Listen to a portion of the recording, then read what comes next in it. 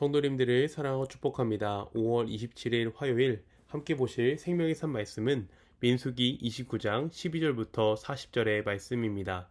하지만 그 중에서 12절부터 16절까지의 말씀만 읽도록 하겠습니다.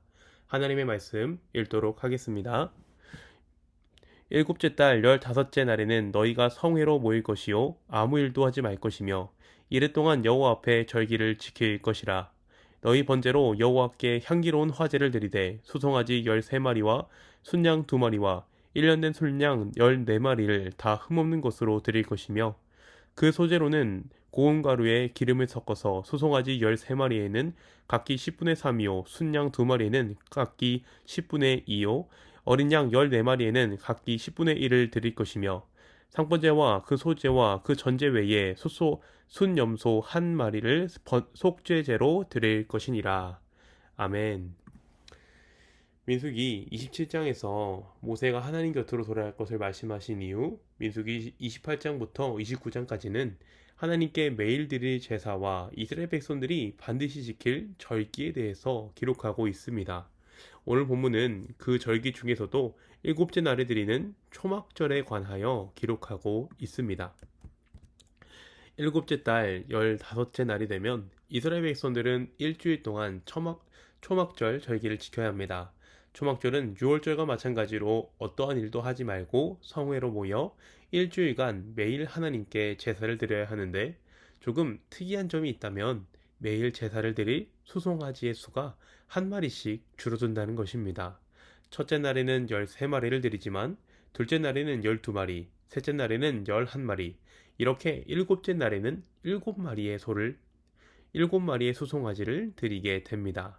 성경에서 7은 완전함을 의미합니다. 그렇게 일곱째 날 7마리의 수송아지를 드리고 일주일간의 제사를 통해서 총 70마리의 소를 드리게 됩니다.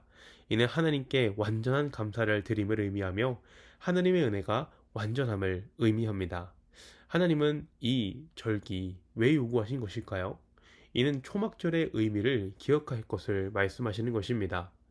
이 말씀을 듣는 대상은 이스라엘 출애굽 2세대들입니다. 그리고 이들의 상황은 모세가 하나님의 부르심을 받고 조상들에게로 돌아갈 상황입니다. 하나님께서 이 상황에 예배와 절기를 왜 다시금 언급하신 것일까요?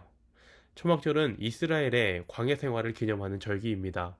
애굽의 노예로 살고 있던 이스라엘 백성들을 하나님께서 구원하셨고 조상들이 믿음이 없어 광야에서 40년을 방황하며 살았지만 광야 속에서도 이스라엘 백성들을 지키시고 약속의 땅으로 인도하신 하나님께 감사하며 그러한 하나님을 기념하는 절기입니다.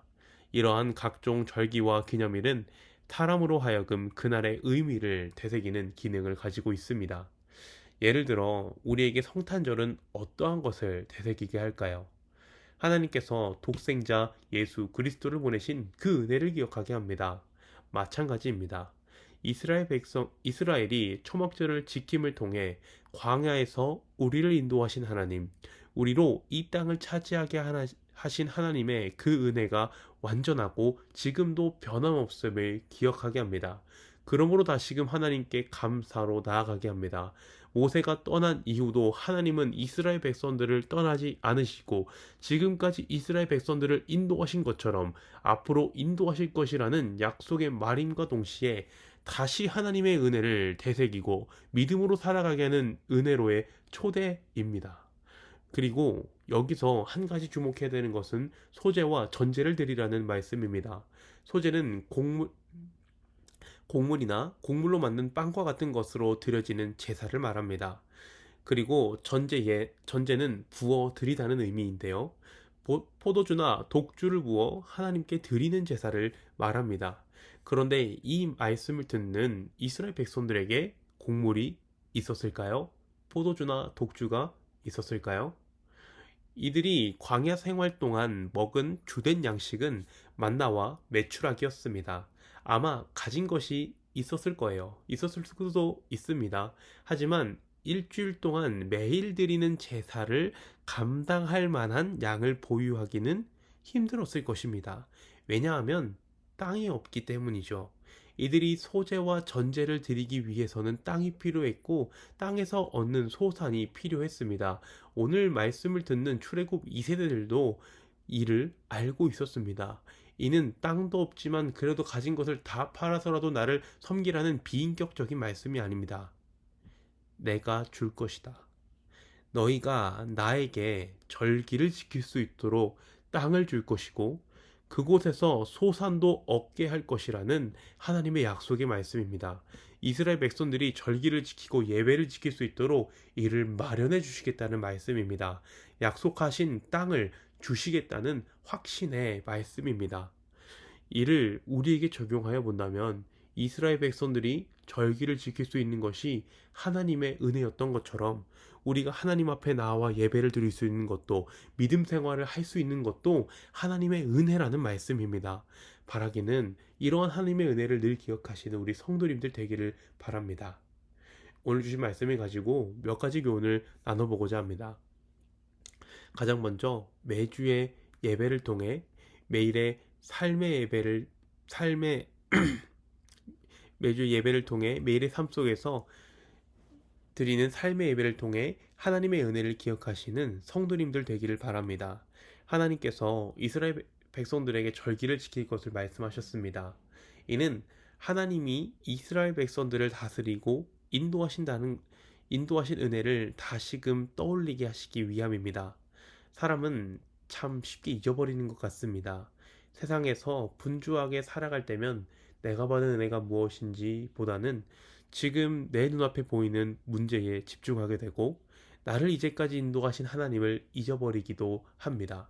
그래서 때로는 은혜로 살아가기보다 세상의 방법을 선택하고 넘어질 때도 있습니다. 그래서 하나님은 절기를 주셨고 예배를 주셨습니다. 예배를 통해 다시금 하나님의 은혜를 기억하고 체험하도록 말입니다. 바라기는 우리 성도님들 주일의 예배와 그리고 매일 드려지는 삶의 예배를 통해 하나님의 은혜를 기억하고 은혜로 살아가시는 우리 성도님들 되기를 바랍니다.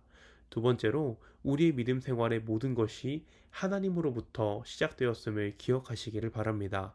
이스라엘 백성들이 하나님께 제사를 드리고 절기를 지킬 수 있던 것도 재물을 주신 하나님의 은혜가 있었기 때문입니다. 나의 너된 것은 다 하나님의 은혜라 라는 그 찬양의 가사처럼 우리가 지금 예배를 드릴 수 있는 것도 기도를 드릴 수 있는 것도 찬양을 드릴 수 있는 것도 그 모든 것이 하나님의 은혜 때문입니다. 이러한 하나님의 은혜를 잊어버린다면 우리는 하나님 중심으로 살아갈 수가 없습니다. 은혜를 잊은 예배는 내가 드리는 예배가 되고 내가 드리는 찬양이 되며 내가 드리는 기도, 결국 신앙생활이라고 하지만 그 중심에 하나님은 없고 자기 중심으로 드리는 신앙생활이 되어버리고 마는 것입니다. 우리의 신앙생활과 삶의 모든 것이 하나님의 중심이 되어야 합니다. 그러기 위해서는 매일 공급하시는 하나님의 은혜를 잊어서는 안 됩니다. 바라기는 언제나 하나님의 은혜로 하나님 중심으로 살아가시는 우리 성도님들 되기를 간절히 소망합니다. 기도하겠습니다. 사랑과 은혜가 충만하신 하나님, 은혜를 감사합니다. 하나님 은혜로 오늘도 우리가 살아갑니다. 하나님, 우리가 언제나 그 하나님의 은혜를 기억하며 나 중심이 아니라 하나님 중심으로 살아가게 하여 주시옵소서. 하나님, 우리가 매주의 예배와 매일의 삶의 예배를 통하여 하나님의 은혜를 기억하며 하나님의 은혜를 감사하며 살아가는 우리 성도님들 될 수 있도록 주님 축복하여 주시옵소서. 감사를 드리며 우리 주 예수님의 이름으로 기도합니다. 아멘.